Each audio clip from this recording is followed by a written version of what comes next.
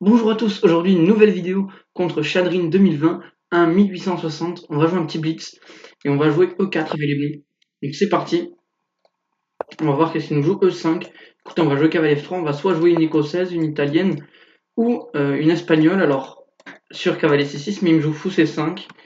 Donc là je peux prendre le pion E5 et sur dame F6 qui vient attaquer F2, menacer mat et le cavalier, je reviens juste en F3. Et si je joue cavalier C6, c'est une espèce de Stafford Gambit à couleur inversée. Dame H4 qui vient attaquer le pion et le pion E4 et le pion F2. Mais ici j'ai l'impression qu'après Dame F3, ou même cavalier D3, non Dame F3 plutôt, cavalier D3 je me prends Dame prend E4. Donc Dame F3 je viens défendre les deux menaces. Donc là je suis face à une ouverture que je connais pas, donc j'ai l'impression que Dame F3 ça tient les deux menaces. Ensuite je vais tranquillement me développer, donc cavalier F6 c'était le coup que j'avais envisagé. J'ai attaqué le pion E4. D3 peut-être.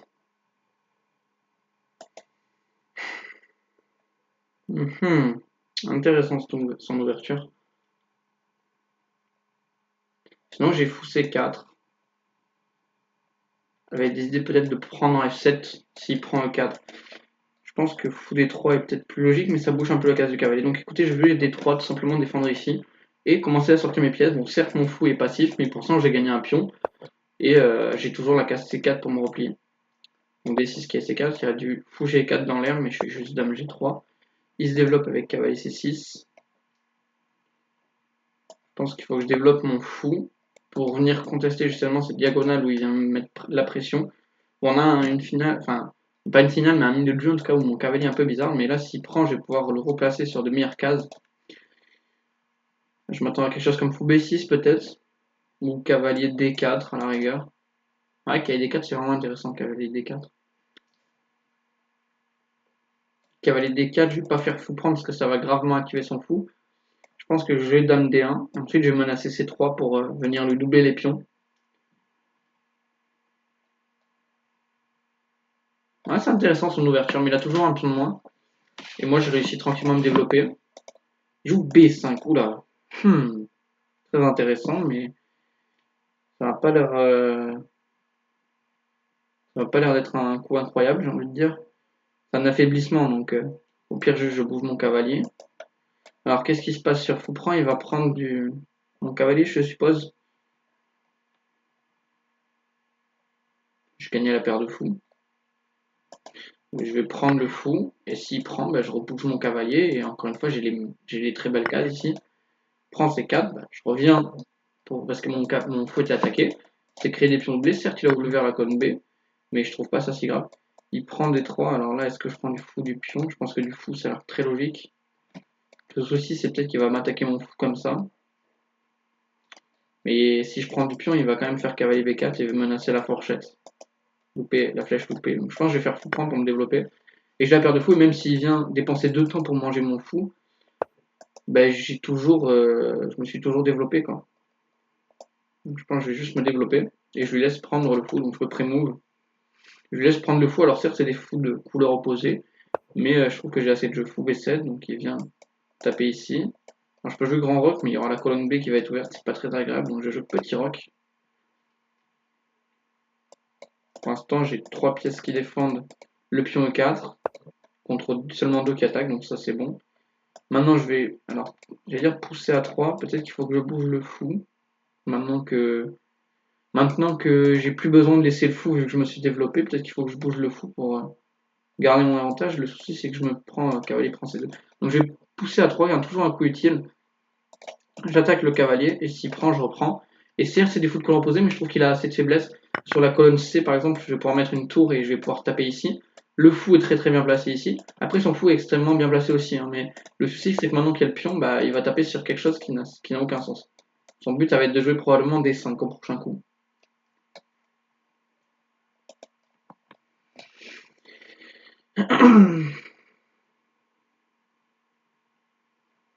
Là, il attaque quand même 4 fois. Enfin, il est défendu 2 fois, bon, avec un pion. Mais une fois qu'il va jouer des 5, le pion va disparaître. Pourquoi pas? Je vais plutôt jouer tour F5, comme ça sur D5, justement, je peux venir manger en C7 et attaquer le fou et le faire sortir de cette diagonale. même s'il a peut-être pris en E4 intermédiaire, que j'avais pas calculé. Ok, c'est très intéressant cette position, mais je trouve que je suis clairement je suis mieux. Hein. Là, ici, par exemple, je peux jouer un coup comme D4. Alors non, peut-être pas parce qu'il y a le pion E4 en prise, mais dans l'idée, j'ai envie de jouer F4 pour venir commencer à taper le pion ici. Je joue D5, je peux pousser E5 et ensuite enfermer avec D4.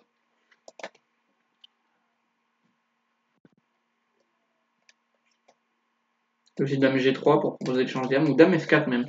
Dame F4, je pense que c'est vraiment un bon coup parce que soit il échange les dames, soit je vais me prendre ici, non? Dame F4, il peut peut-être jouer G4, mais il n'y a pas de menace de mat. Donc Dame F4, ça a l'air vraiment d'être le coup, parce qu'en plus j'attaque le pion D6, donc soit il échange les dames et je suis très content, et j'ai ma petite finale, soit il échange pas les dames et il perd le pion D6. Et il n'y a plus de poussée D5 du coup.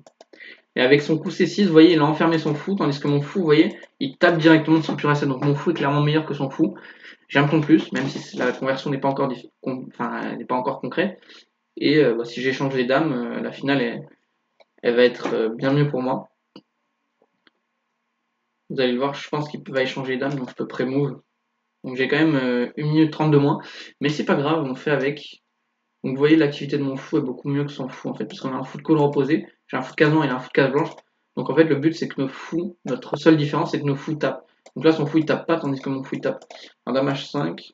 Je peux pas prendre le pion D6. Il y a peut-être un tour D8, quelque chose comme ça derrière. Il vient manger D3 et affaiblir 4. C'est vrai, je peux peut-être manger D6.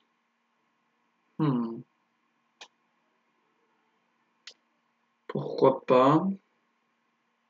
Après, je peux jouer dame C5 pour forcer plus ou moins l'échange des dames. Et j'ai toujours une très bonne finale. Je pense que dame prend D6 quand même est bien, parce qu'en fait, sur tour D8, je vais juste bouger la dame. Et après, il y aura peut-être le pion A7 aussi en prise. Et si le pion A7 tombe, j'ai un pion pas assez protégé. Ma position est bien mieux ici, j'ai l'impression. Alors, faut juste faire attention aux idées de KG4 pour venir taper sur H2. Il fait tour D8, justement. Il fait dame C5, je propose l'échange des dames. Donc, s'il fait tour prend D3, par exemple, je peux aller manger le pion A7, mais je pense que je vais juste échanger les dames et avoir une finale tranquille. Ok, alors je peux échanger les dames aussi. Je peux aller manger un second pion et attaquer le fou, ce qui m'a l'air quand même tout de même intéressant. Il faut juste faire attention aux idées de KG4 qui vient attaquer là et là. Fou F4, ça m'a l'air d'être un petit peu dangereux. Mais cavalier prend H2, voilà. Je sais pas si vous arrivez à visualiser. Fou prend H2 et tour prend D2. Donc je pense que je vais juste échanger les dames. Je peux pas manger le pion parce qu'il y a le cavalier en prise.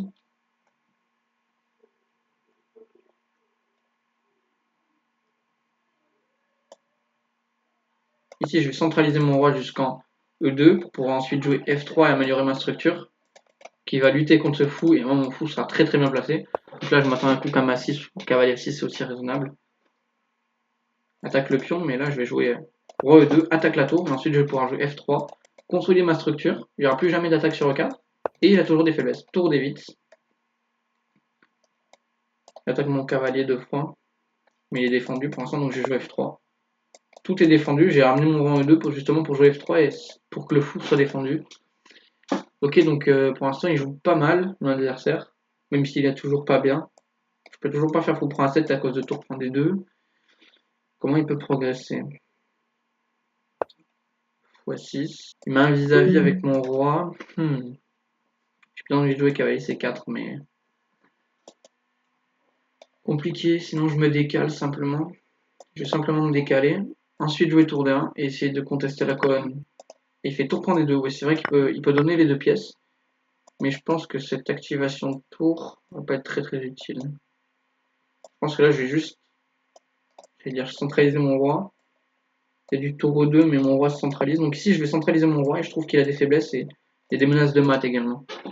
Donc je trouve que sa position, même s'il vient manger mes pions sur la seconde rangée, en fait, vous voyez, il va peut-être pouvoir tout manger. Tour prend B2.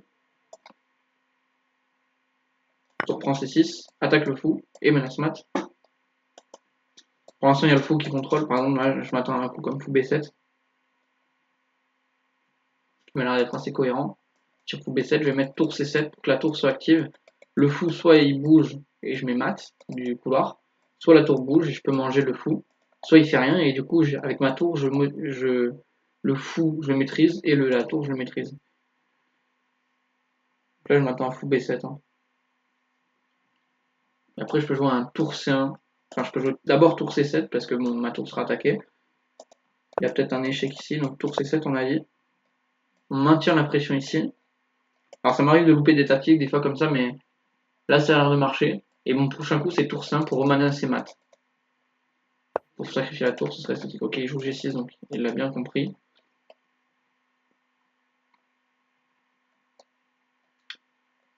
Du coup, j'avais envie de jouer tour D1 aussi. Je vais jouer tour D1 pour justement venir jouer tour D2. Donc, il peut toujours pas prendre G2. Et s'il vient tenter de manger A3, ben, il y a toujours le fou en prise. Donc, sur tour B3, je peux aussi jouer tour D3. Fou A6. Je peux prendre le pion A7. Il fait échec et il peut venir gagner le pion. Parce que j'ai pas tour D3. C'est intéressant. Tour E2 aussi. Pour les 4, je pense. Parce qu'en F4, je me prenais plus trop, mais il y avait des cavaliers H5 là, le cavalier peut pas m'attaquer. Fois à B5, je vais pousser mon pion à A4, enfin, juste pousser mon pion jusqu'à dame, et le fou est actif. Ensuite, je joue roi 5, j'attaque le cavalier, j'attaque 2 fois le fou. Donc si le cavalier bouge, je mange le fou. Puis roi G7, mais là je peux venir sacrifier ma tour sur les 2 pièces. Cette finale, normalement, si je dis pas de bêtises, c'est de 2 gagnantes. Parce qu'il va manger le pion G2. Sa tour est active quand même. Pas facile à savoir si c'est gagnant ou pas cette finale. Je vais centraliser mon roi et je vais essayer d'aller manger le pion F7. Ok, bon, je suis obligé de venir défendre le pion F3. Ah, il a quand même du contre-jeu un peu, donc ça m'embête. Tour A2. Je vais venir défendre mon pion. Il pas forcer la nulle si j'ai envie. Tour A3 aussi, F4. Je vais essayer de pousser les pions. Ok, j'ai peut-être mal joué cette position. Je vais jouer F5 pour essayer de désolidariser les pions. Et G5, je vais envoyer un attaquant sur le roc. Je vais envoyer un autre attaquant pour créer un pion passé à 2 cases de la promotion. Prétendu cette finale H4. Je vais pousser encore mon pion. Il prend, je peux jouer F7. Il y a tour ici. Cette finale, je ne sais pas si elle est égale ou pas. Tour ici, je vais venir jouer tour D4. Alors s'il échange tout en U6 c'est qu'il tente, là il va tout échanger. Le pion H3 par dame, mais le pion F6 par dame aussi. Tour ici, F7, échec. Et je vais faire ensuite dame. Je vais faire dame au prochain coup, donc s'il vient sur une de ces cases-là, pardon, pas sur H6, H5, dame, il ne se passe rien. Il a toujours deux pions, mais normalement avec la tour et la dame, il y a des réseaux de maths qui vont se créer. Normalement ça doit mater. H3, je vais jouer tour H6, attaquer le roi. Dame C8, échec, attaquer le roi encore une fois. Je pense que je vais juste après manger le pion H3. À part si je trouve un gain, mais j'en trouve pas avec 13 secondes à la pendule. Peut-être j'ai du dame C4. Je vais manger le pion H3 par précaution. S'il mange A4, la dame peut arriver. Ah, j'avais dame C1. Ah, ok, bon, il me laisse. Ok, il me laisse la victoire. Donc là, je me mets devant le pion. Et je vais même pas utiliser le pion A. Je vais vous montrer comment on mate avec un roi et une dame comme ça quand on lutte contre un pion. Ok, bon, il abandonne, il me laisse pas le choix. Et donc c'est parti pour l'analyse. Et donc c'est parti, on va découvrir ensemble cette analyse. E4, 5, cavalier F3, fou C5. Bon, ça c'est clairement pas un bon coup. Cavalier prend 5, dame H4, c'est même pas le bon coup ici. Il fallait jouer cavalier C6, le Gambit Stafford, si je ne m'abuse. Dame H4, dame F3, c'est pas le bon coup. C'est vrai que vu que je l'ai vu après, D4, il n'y aurait pas du dame prend E4 par hasard. Et sur dame prend E4, il dit quoi l'ordinateur? Il dit fou E3. Ok. Ok, c'est vrai. Peut-être. On laisse le pion, on a un petit avantage de développement. Il doit bouger, on va encore gagner un temps de développement sur la dame. mais c'est mieux que de garder le pion, je trouve, dame F3. On garde toujours un avantage après dame F3, mais humainement, dame F3, c'est le coup que tu as envie de jouer, juste pour défendre ton pion D3, D6, et là j'ai un avantage quand même de plus 1, 2. Donc bon, là c'est très très bien pour moi, c'est prend D3, il faut plutôt jouer tour B8 pour utiliser la colonne. Il fait C prend, fou prend, c'était pas le mieux, il fallait jouer E5. Ah, bah oui, bien sûr, avec le clouage. On attaque le cavalier, je m'étais dit sur E5 il y a juste cavalier prend, mais il y a dame prend un tour. Donc il y avait un alignement ici que je n'ai pas vu. En blitz, ça fait souvent ça, d'habitude on devrait le voir, mais fou prend D3, du coup c'est le coup automatique. Cavalier B4, je me suis développé. Fou B7, petit roc, et A3, bon c'est pas un coup très nécessaire, ça l'oblige quasiment à prendre, mais je me suis dit, ok j'ai des fous couleurs opposés, mais ma structure centrale est très très bonne. Il y a une faiblesse en A7 qui est visible, et il y a une faiblesse en C7 qui est visible, contre ma potentielle faiblesse le 4 qui n'est pas encore une faiblesse. Le pion D3 aussi était faible, donc si je m'attendais plutôt à un coup comme fou A6 pour venir taper dessus. Et sur fou A6, j'aurais probablement joué cavalier C4 et je serais venu sur une belle case au niveau, enfin pour les blancs. Tour E8, bon, il vient mettre de la pression. Tour C1, C6, du coup il s'enferme un peu le fou. Vous voyez la barre des vals qui commence à un peu s'envoler pour moi. Je suis gagnant. Dame F4, Dame H5. Du coup je viens prendre le pion D6, tour A D8 et Dame C5. Ici il fallait jouer Dame B4 parce qu'on attaquait le fou. Et du coup on avait gagné un pion net et après on allait les digérer. Non, deux pions nets. Et après on allait les digérer, même si on avait encore, on aurait pu jouer potentiellement D4 ou juste défendre le pion D3. Il y avait encore des faiblesses ici, il y avait encore une faiblesse ici. Il n'y avait que ma faiblesse en D3 à gérer, mais c'était gagnant quoi. Dame C5, du coup il vient prendre en D3, mais je peux échanger le tour. Je joue roi F1 qui n'est pas le bon coup ici, il fallait jouer plutôt tour C3 pour enlever la tour qui était très active du côté des noirs, mais ce que j'avais peur un petit peu c'était tour D8, et ça me plaisait pas de laisser cet alignement ici sur le cavalier. Mais apparemment, après, on va avoir la case C5, ça va être très très bon pour les blancs, mais je trouvais que plutôt roi F1, ramener le roi, c'était pas une mauvaise idée. Cavalier F6, roi E2, tour D8. Ici, il fallait jouer x6 justement pour créer un vis-à-vis ici, défendre la tour. Et vu qu'on n'avait pas le F3, il y aurait peut-être eu une découverte avec tour prend A3 par exemple. Mais il a fait tour D8, du coup ça me permet de jouer F3. Et maintenant sur x6, je me décale et il n'y a pas de souci. Le souci, enfin, il n'y a pas de souci. Si, quand même, parce que la tour s'active et il a sacrifié quand même une tour contre deux pièces. Donc ça, je l'avais pas vu de venir. Il me restait 30 secondes, j'étais un petit peu sous pression aussi. Je joue roi E3, je centralise mon roi. Bon, l'ordi propose roi G1, mais humainement, tu as envie de jouer roi E3. Bon, ok, tu lâches tous les pions en fait, mais tu vas avoir de l'activité. Donc je me dis, au fait, parce que ça, c'est un conseil que je peux vous donner, quand vous êtes en finale, centralisez votre roi. Alors là, objectivement, c'est pas le meilleur coup, mais je trouve qu'un roi actif, vous voyez, il va pouvoir potentiellement aller attraper des faiblesses pour jouer un rôle actif, tandis qu'en G1, il fait aucun rôle. Tour prend B2, il fallait jouer plutôt tour E2 échec. Du coup, ça permet d'activer ma tour. Fou B7, tour C7, sa tour est un petit peu passive. G6, le souci c'est que maintenant il n'y a plus de souci de mettre du couloir. Fait tour D1, fait fou A6. Il fallait plutôt jouer roi G7 tranquillement. Le fou n'avait pas nécessairement besoin d'être ici. Ici j'ai tour prend A7.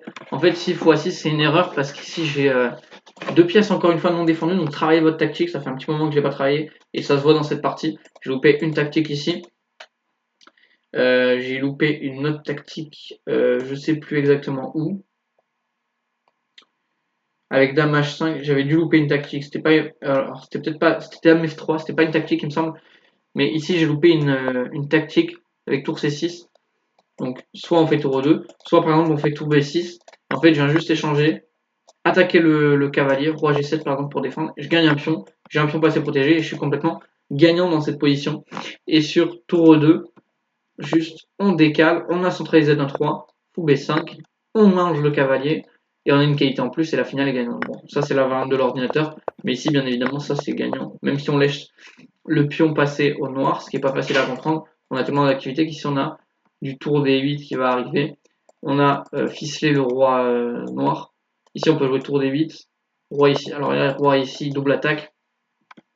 Mais on peut préparer tour D8 et ensuite on va pouvoir manger le pion H7, sortir et on aura un pion qui a deux cases de la promotion tout en ayant créé un réseau de maths.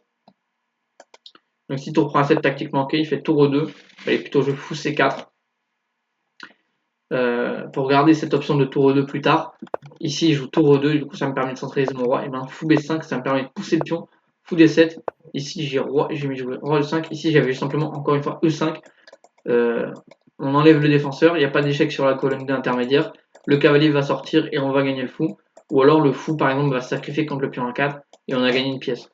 Je ne l'ai pas vu, j'ai fait roi E5, je me suis dit bah de toute manière comme ça moi j'attaque doublement la tour, enfin le fou, et je vais pouvoir gagner la finale. Ici elle était gagnante la finale, mais il fallait pas sacrifier la tour ici, comme ça c'est une gaffe. S'il fallait plutôt jouer tour D6, on avait énormément d'activité sur la 6ème et 5ème, sur la 6ème et la 7ème rangée. Et puis surtout on attaquait, surtout ici on attaquait le cavalier, et si le cavalier bouge, on peut manger le pion en. Enfin le fou en D7. Donc j'ai encore une fois loupé la tactique. Donc là je me suis dit bon cette finale elle doit être gagnante, mais en fait maintenant qu'il mange le pion, en fait j'ai senti que la tour était vachement active. Avec un pion de tour surtout, la tour peut revenir comme ça pour défendre l'avancée du pion, et il va avoir du contre-jeu avec le pion H. Donc j'ai très mal évalué cette finale, il me restait 12 secondes à la pendule, donc je joue un peu rapidement. Je joue roi D6, je mise sur l'activité, il prend H2, je joue roi E7, je mise sur l'activité, mais après tour F2, je me dis bah si par exemple je fais mon idée de tour D8, il va prendre F3 et j'aurai plus d'idées comme ça. C'était trop long mon idée. Ou par exemple simplement roi 8 pour attaquer ici. Roi 8, bah juste il mange en F3. Et là c'est même lui probablement qui presse, et même ça doit être gagnant ici pour lui. Alors c'est pas gagnant, j'ai encore du jeu, mais c'est bien mieux pour lui. Il n'y a que lui qui a des chances de gain. Donc je joue tour des 3 c'est passif, je joue tour des 4 c'est passif. Je joue tour au 3, on voit bien que la finale c'est lui qui la presse, je fais F5, G5, F6, roi G6, E5. Ici il fallait plutôt jouer tour des 8 pour essayer de menacer des perpétuels ici.